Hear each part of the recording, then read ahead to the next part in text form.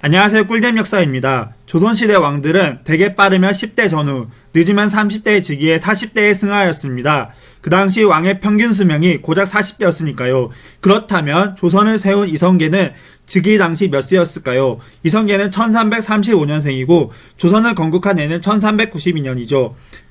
그가 왕위 올랐을 때의 나이는 무려 57세였습니다. 오늘날에도 남자 나이 57세면 결코 적지 않은 나이인데 하물며 조선시대에 57세라니 고령이 아닐 수 없습니다. 이성계는 조선시대를 통틀어도 최고령의 나이로 즉위한 임금입니다. 임금의 이름을 휘라고 합니다. 일반 사람들이 일상생활에서 감히 이 휘를 함부로 부르거나 사용하지 못했습니다. 문서나 과거시험 답안지에 휘를 사용할 경우에도 엄벌을 내렸습니다. 그런데 휘가 두 글자면 사용해서는 안 되는 단어가 늘어날 것이고 그만큼 백성들이 일상생활을 하는데 어려움을 느꼈겠죠. 그래서 임금의 이름을 한 글자로 만들기로 한 겁니다. 묘호는 왕실대단인 종묘에서 모시는 신주를 부르는 호칭입니다. 후세에는 가장 널리 알려진 임금의 이름이지만 정작 당사자들은 생전에 이를 알 수 없었습니다. 묘호는 죽고 나서 받는 이름이기 때문입니다. 태조 이성계가 최고령의 왕위에 올랐기 때문에 후계자 문제는 건국 직후부터 중요한 고려사항이 아니었을까 싶네요.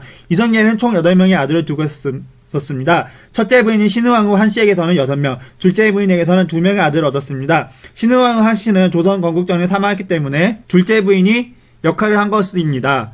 원칙대로라면 첫째 아들인 이방후가 왕세자 자리에 앉아있지만 정작 그는 왕세 자리에 관심이 없었습니다. 따라서 다른 왕자 중에서 후계자를 정해야 했습니다. 당시 왕조 건국에 대한 공을 따진다면 차기 임금은 마땅히 이방원이 되어야 했습니다. 더욱이 이방원은 야심이 아주 많은 사람이었습니다. 동아시아 유교국가에서는 적당자 중심은 종통 인식이 강하답니다. 밥상에서 잘 익은 생선 몸통을 모두 장남차지였다는 뜻이죠. 이런 인식은 중국 주나라 기원전 11세기경 기원전 256년에서 그 기원을 볼 수 있는데요. 적장자가 집안의 중심으로서 가문을 계승하는 것이 근본 중의 근본이라고 생각했습니다. 우리가 흔히 말하는 종갓집도 이 때문에 생긴 것이고요. 조선의 개국공신인 이지란이 쓴 청해 뱃집에 따르면 이성계의 큰아들 이방후는 위화도 회군 때부터 아버지와 뜻이 달랐다고 합니다. 반란을 반대했으며 고려에 대한 충성을 강조한 겁니다. 결국 고려가 멸망하고 조선이 건국되자 슬픔에 겨워 응가하며 매일 밤 술로 날을 지새우다 결국 조선 건국 1년 후인 1393년에 죽음을 맞이합니다. 하지만 태조의 최종 선택은 막내 아들 방석이었습니다. 건국 당시 이방원의 나이는 25세였던 반면 방석의 나이는 불과 11세의 소년이었습니다. 11세의 소년이 조선 최초 왕세자가 될 수 있었던 이유는 무엇이었을까요? 바로 태조 이성계가 방석의 어머니 신덕왕후 강씨를 몹시 아꼈기 때문입니다. 방석이 만내의 아들임에도 불구하고 세자가 될 수 있었던 이유는 어머니 신덕왕후 강씨의 욕심 때문인데요. 당시 신덕왕후 강씨에게는 2명의 아들이 있었는데 태조 이성계의 7번째 아들이 이방번과 8번째 아들인 이방석이었습니다. 강씨는 태조와 신의왕후 한씨 사이에서 태어난 아들이 아닌 자신의 아들을 세작 첩봉해달라고 태조를 구슬렸습니다. 그렇다면 왜 방번이 아닌 방석이냐면 이방번은 성격이 퍽했기 때문에 신덕왕후의 아들을 세자로 세운다면 막내 아들인 이방성이 합당하다라고 신하들이 입을 모았기 때문입니다.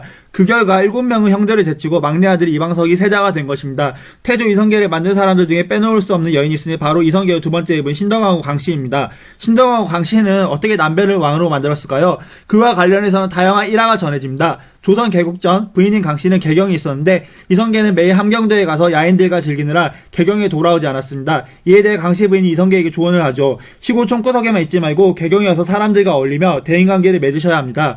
또한 왜구들이 창궐하는 상황에서 그녀는 전라도 지역에 왜구들이 쳐들어올 것을 예상합니다. 사실 왜구들이 조선에 오는 이유는 먹을 식량이 부족하기 때문인데 전라도야말로 조선 최고 곡창지대잖아요. 따라서 전라도에 왜구들이 들이닥치는 것은 당연한 일이었던 겁니다. 하지만 남편은 개경에 오지도 않고 함경도에만 머물러 있으니 부인 강씨 입장에서는 상당히 속이 터졌을 겁니다. 그래서 그녀는 묘책 하나를 냅니다. 몸이 많이 좋지 않으니 속히 개경으로 오셨으면 합니다. 그녀는 자신이 아프다는 깨병을 이성계에게 전달하였고 이 소식을 들은 이성계는 결국 부인 곁으로 오게 되었던 거죠. 이윽고 왜구가 쳐들어왔고 개경에 머물던 이성계는 왜구를 토박하러 전라도로 떠나게 된 겁니다. 결국 부인 덕에 절호의 찬스를 얻은 이성계는 그 기세를 몰아 황산에서도 왜구를 정벌하는데 이것이 그 유명한 황산대첩입니다. 이 황산대첩을 통해 이성계라는 이름 세 글자가 고려에 널리 알려지게 되죠.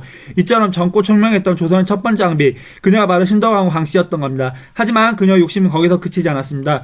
신덕왕후 강씨는 자신의 아들을 왕세자로 앉히고 싶어 했고 결국 조선 건국과 함께 그녀의 막내 아들을 왕세자 자리에 앉히는 데 성공하죠. 한편 정도전은 그녀의 야망을 지지합니다. 정도전이 꿈꾸던 조선의 모습을 위해서라도 이방원이 아닌 막내 아들인 방석이 왕이 되어야 했기 때문입니다. 뒤에서 자세히 이야기하겠지만 조선의 전반적인 모습을 디자인한 정도전은 왕의 댐댐이보다는 왕을 성군으로 만들 수 있는 국가 시스템이 더 중요하다고 생각한 인물이었습니다.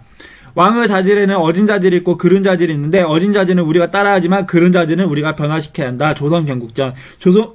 정도전은 조선 경국전이라는 법전을 편찬하여 국가 초안을 작성하는데 국가가 왕의 자질을 변화시킬 힘을 가져야 한다고 생각하였습니다. 이러한 정도전의 생각은 왕의 입장에서 상당히 희망방진 소리가 아닐 수 없었겠죠. 특히 왕권을 중요하게 생각하는 이방원에게는 씨알도 안 막히는 얘기였습니다. 하지만 신덕왕후 강씨에 대한 태조 이성계의 총애와 정도전의 지지로 막내 아들 방석이 왕세자 자리에 오르게 됩니다.